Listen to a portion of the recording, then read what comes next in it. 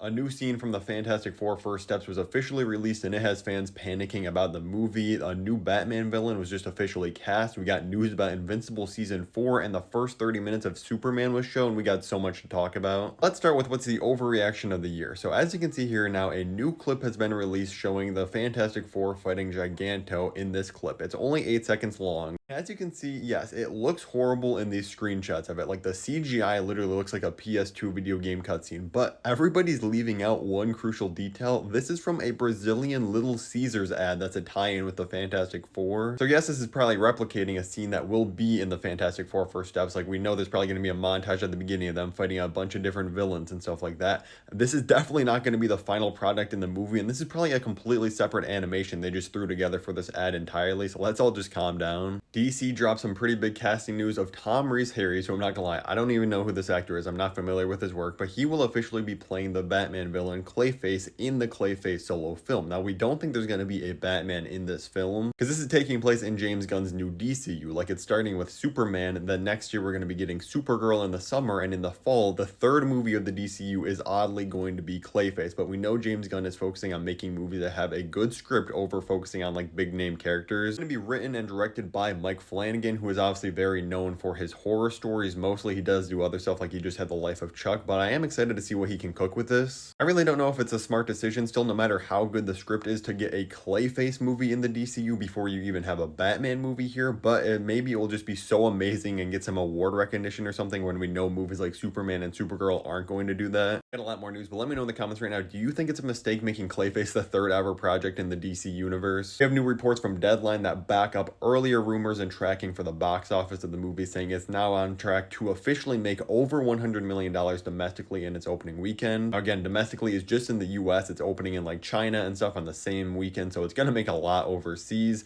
And this is very broad. Again, they're saying over $100 million. So this could mean like, oh yeah, those $150 million reports we heard from earlier, those might be accurate. I know James Gunn and everybody at DC just took a huge sigh of relief though, knowing that, hey, this movie actually looks like it's going to be a very big summer box office success, because if this movie flopped, this new universe was just doomed from the start. More with Superman, the first 30 minutes of the movie were just shown for the very first time at Cine Europe in Barcelona. This is always such a weird marketing strategy to me. Now, it does show they have a lot of confidence in the quality of the movie and that people are going to spread positive word of mouth about this. We've been seeing this a lot lately. Like Kraven the Hunter was a bad movie and they released like the first 8 minutes of that publicly to get people talking about it, and it didn't work. Nobody cared about it. Like 28 years later, just showed a bunch of influencers the first 28 minutes of their movie to get people talking about it. But I feel like it never works. People don't care about hearing like, oh, other people watch the first 30 minutes. Like, yeah, I want to watch it myself. Like, why wasn't I one of those influencers? The answer is because I trash movies too much for the studio's liking, but oh well. Shift over to Invincible Season 4, because we got some new news from Robert Kirkman, the creator of the comic and TV show, who says that the villain Thrag has officially been cast. He's this guy behind me right here. Now, he hasn't announced who is playing Thrag yet. I'm sure they're going to save that for closer to next season, releasing in probably February again. So when they start that marketing kick back up in like November, December, that's probably when we'll hear who was cast as Thrag. It says the conflict with the Viltrumites really ramps up, because obviously we're going to be getting into like Viltrumite war stuff. Says you should be worried for where Mark is headed, and we'll have some of the show's most complicated animation sequences yet. Now, the Conquest fight was probably their best animation of the entire series so far, so hopefully we get a couple moments like that in the next season. That would really be a big step up, because yeah,